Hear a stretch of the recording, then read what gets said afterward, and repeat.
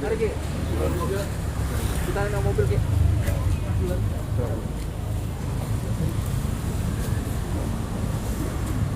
Masuk aja langsung. Ini terkait dalam kasus apa dia?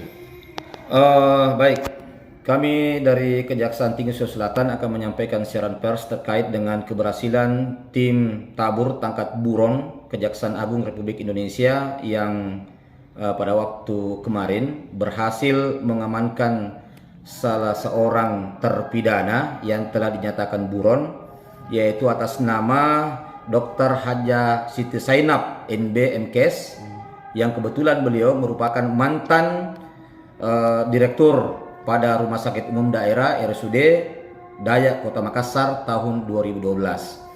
Adapun yang bersangkutan kita amankan karena setelah putusan pengadilan pada tahun 2018, ya, putusan Mahkamah Agung, terdakwa ini sudah tidak kooperatif, sudah tidak bisa dihubungi sehingga menyulitkan tim jaksa penuntut umum untuk melaksanakan eksekusi terhadap terdakwa. Sejak itu tahun 2018 maka kepada terpidana Dr. Haja Siti Zainab ini ditetapkan dalam daftar pencarian orang.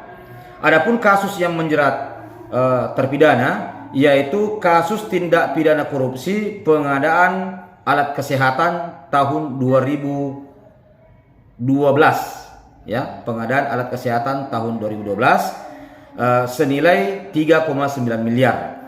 Setelah dilakukan pemeriksaan di depan persidangan, maka diketahui perbuatan terdakwa telah melakukan perbuatan melawan hukum dan mengakibatkan kerugian negara sebesar 893 juta rupiah.